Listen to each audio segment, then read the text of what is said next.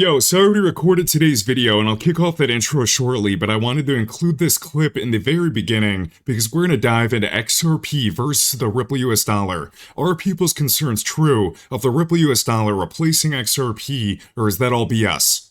Mainly because nowadays people have the attention span of a squirrel, so stick around to find out. What's going on, guys? Kevin Cage here with another crypto update. I hope everybody's doing well, and we have a bunch of info to go over in today's video. We're going to kick things off going over this tweet that I just put out. So this is a friendly reminder about the Ripple National Trust Bank Charter from the OCC, and we are approved back in December. And friendly reminder, before I record today's video, I need to announce this. It seems like every single video, I had a pulmonary embolism. I have lung damage, so breathing is difficult. I trim my clips together. I've been doing videos since 2018. This is not AI recording my voice. This is me. Sometimes I end up coughing and I have to redo a segment. I trim my clips together, I whip them out. If I was using AI to record my voice, I'd be pumping out 3 videos a day. So just wanted to say that once again. I really don't care if people don't believe me at this point. You can check out different live streams or Twitter spaces that I've hosted in the past. But with that being said, yes, my voice goes in and out, so it is difficult sometimes to project and speak. But anyway, so what this is about is the OCC. This is the Office of the Comptroller of the Currency, and we can actually find them when they posted this back in December. And typically there's an 18-month window, so we could see this maybe expire, or this application could expire by June of 2027. So as long as Ripple is fulfilling all these preconditional opening requirements like AML, KYC, capital, systems like their information systems, they could be live from any time between now and June of 2027. And another interesting point is the OCC's final rule took effect on April 1st, so literally less than a week ago, that clarified trust bank activities, including digital asset custody, which is the most important for Ripple. So going to the actual OCC release, and this is just about the conditional approval of 5 national trust banks. So this is more than just Ripple National Trust Bank. They also include BitGo, Fidelity, we have Paxos, etc. And why this is a big deal is because it would put Ripple the company directly inside of the federal banking system right here, and this includes more than 1,000 national banks. And obviously, just like I say down below, this would really strengthen the credibility, the overall view of the company Ripple with banks, institutions, and governments. So we're already partnered with a variety of banks, institutions, and governments, but this would increase that credibility a lot and make it easier than ever for institutions to hold the Ripple US dollar, the reserve management, and use XRP and expand the infrastructure.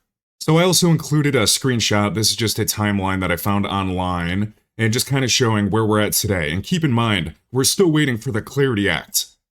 Alright, next up, so we had this come out on the 2nd by the company Ripple. We have global credit rating agency, Kroll, I believe that's how you pronounce it, assigned Ripple Prime an investment grade issuer rating, BBB, reflecting the financial strength, business expansion, and disciplined execution of our growing Prime brokerage platform. We have this linked down below. Let me zoom in a little bit. So we have right here Ripple Prime. Remember that Ripple initially acquired Hidden Road, it was over $1 billion acquisition, and then rebranded them to be Ripple Prime. So we have Ripple Prime US, or the firm, and they are an SEC registered broker-dealer. They are a CFTC registered futures commission merchant, a member of FINRA and SIPC, a clearing member of CME Group Exchanges, and a member of the FICC Government Securities Division. So they are clearing over $3 trillion annually. And I know that sounds like a lot, but when you compare it to continuous link settlement, it is a drop in the bucket. So right now, Ripple Prime is in the scaling phase, focused on derivatives, treasuries, and securities. We've had a lot of news recently with Ripple Prime across the board, with Ripple adding Coinbase crypto futures to their platform. So we have Bitcoin, Ethereum, Solana, and XRP in the United States. So a lot is going on. I also need to find where they also said that Ripple added right here. So, supported by substantial capital injections, $500 million from Ripple Labs. So they're really focused on this Ripple Prime US group, or Ripple Prime. So they're injecting a lot of capital. We can see down below, as of Q3 of 2025, Ripple maintains a strong capital position, nearly $5 billion in cash. That's a lot of liquidity. In addition to XRP holdings over 40 billion XRP as of Q3 of last year. So 5 billion in cash and 40 billion XRP. Alright, now let's dive into the good stuff. XRP versus the Ripple US dollar. So let's first read this tweet from David Schwartz. The XRP ledger is more than just XRP. There are stablecoins, there will be tokenized RWAs, loans of all kinds of things. A DEX, a decentralized exchange, doesn't work with just one asset. But XRP has a privileged place on the XRP ledger. It is the only asset that any account can receive. It's the only asset without a counterparty. Keep in mind, even the Ripple US dollar has counterparty risk.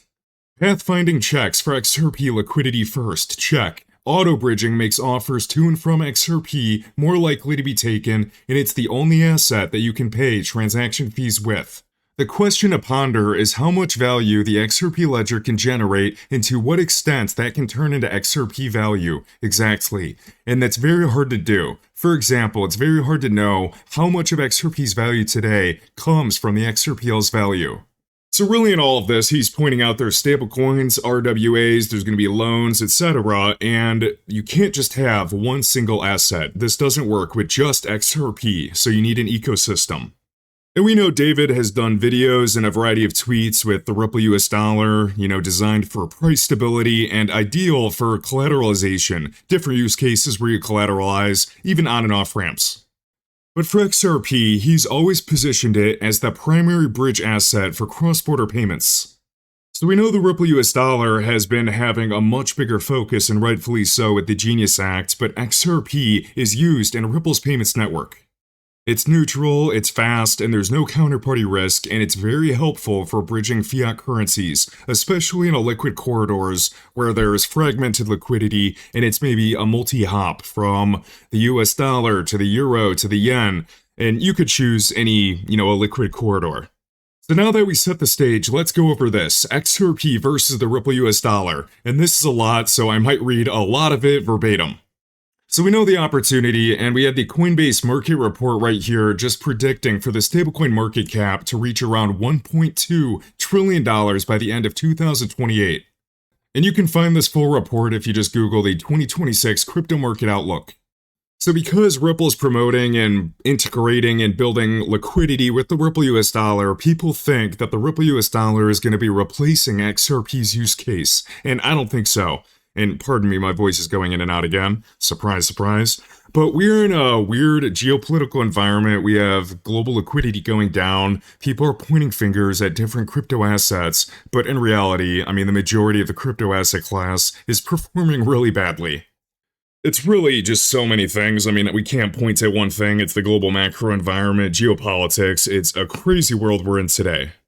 But hopefully you see the opportunity why companies like Ripple and PayPal are really pushing for stablecoins because they want to get a slice of that pie. And if Ripple didn't even create a stablecoin, I would think that they're missing out on a big opportunity.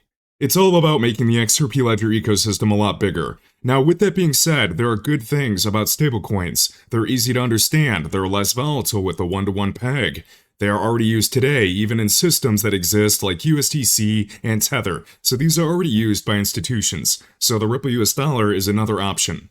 And as I've already said, we have the Genius Act, and that is already live and approved. We have a federal framework for stablecoins. We don't have true federal frameworks for other crypto assets just yet, like RWAs. So this is where regulation is, and that's where adoption and building is taking place. Now, for US dollar denominated use cases, or even like David Schwartz pointed out with collateral, the Ripple US dollar may be a lot simpler, especially today. So it has an advantage, and it definitely has a place. But for cross-currency settlements, a bridge asset like XRP can be a lot more efficient. We already went over different things he said down below with auto-bridging and pathfinding and checking liquidity first for XRP. So XRP, when you think about it, there's no pre-funding needed, so no Nostra Vostra accounts in all these different countries' banks for different currencies. It's more so for liquidity and cross-border bridging, and it can source liquidity on demand, hence ODL, and I know it's just rebranded as Ripple Payments today. But what I want to emphasize is that it's especially useful in multi-hop liquid corridors where there is multiple currencies, like the US dollar to the euro to the yen, or any other currency that might be illiquid with those corridors. And XRP is built for global value movements, not just the US dollar. So we could really see the Ripple US dollar as the stable value layer and bringing institutions in, especially where regulations are today. But XRP is the native asset on the XRP ledger, how fees or transaction fees are used. It can source liquidity and it can bridge between currencies. So I want to live in a world where institutions can hold a variety of assets or collateralized assets and RWAs, but they end up using XRP behind the scenes for liquidity and settlements. Where the Ripple US dollar brings institutions in and XRP makes the system more efficient. So I hope you like that rant. I tried to put a bunch of information together to get us thinking, hopefully give you some answers, but maybe even give you more questions. So are the Ripple US dollar and XRP actually competitors, or are they partners? What do you think? And obviously do your own research. I don't think it's black and white. The world is way too complex. But what I think is that the Ripple US dollar is not going to be replacing XRP. It might seem like it in today's world with the Genius Act, but I believe it's all about augmenting the XRP ledger ecosystem. We're not even in a place where RWAs have regulatory clarity yet. And we're getting closer and closer to the Clarity Act. And no matter how you think about it, we know that every Ripple US dollar transaction, when it's on the XRP ledger, is actually burning XRP and using XRP in transaction fees. So we know the Ripple US dollar with transactions on the XRP ledger is adding demand, improving integrations, corridors to leverage the XRP ledger and inherently XRP. But the big question to ponder is what David Schwartz said, how much value the XRP ledger can generate and to what extent that can turn into XRP value. And in my experience, not financial advice, after being in the crypto asset class for multiple cycles, it's always been about just waiting long enough and having the wherewithal to see another liquidity cycle and then people believe in crypto again when prices are going up. Just look at Nvidia, we can see from 1999 just kind of ranging, started picking up in 2016 and then from the beginning to end over 4,000x. And I know this is the best case scenario and I understand that, but I'm just pointing out that things can take a long time to manifest. With a single company's market cap larger than the entire crypto asset class, all crypto assets combined. Alright, and last but not least, we had iTrustCapital share a great infographic comparing crypto taxes side by side. So we have a crypto IRA versus a crypto exchange. And you guys already know I've had my Roth IRA with iTrustCapital since January of 2020. And they are dead on with all of this. So looking at a crypto exchange, if you sell, it's a taxable event. If you're staking, it's taxed as ordinary income. If you swap coins, it's a taxable event. You have to get all your paperwork, your spreadsheets, your 1099 DA forms since 2025. There's just a lot of headaches. Let alone even trusting a lot of the forms or even the tax software today, because it's not always in your best interest. And that's also forcing people to even pay for crypto reconciliation. Point being is every single transaction that you make on an exchange needs a receipt for taxes. So it's a pain in the butt. We can see a few of the many reasons why I love a crypto Roth IRA, and not financial advice. I don't recommend for my friends and family to have a traditional IRA in the crypto space. I would rather have that tax-free growth and that asymmetric upside. There's no yearly tax drama. When I swap coins, it doesn't matter. There's no trade-by-trade reporting. The only paperwork I get is at distribution. And remember, I want to clear this up because there's a lot of misinformation. Every single dollar that I put into my Roth IRA, every dollar that I contribute, I can withdraw, I can take out, tax-free and penalty-free at any time.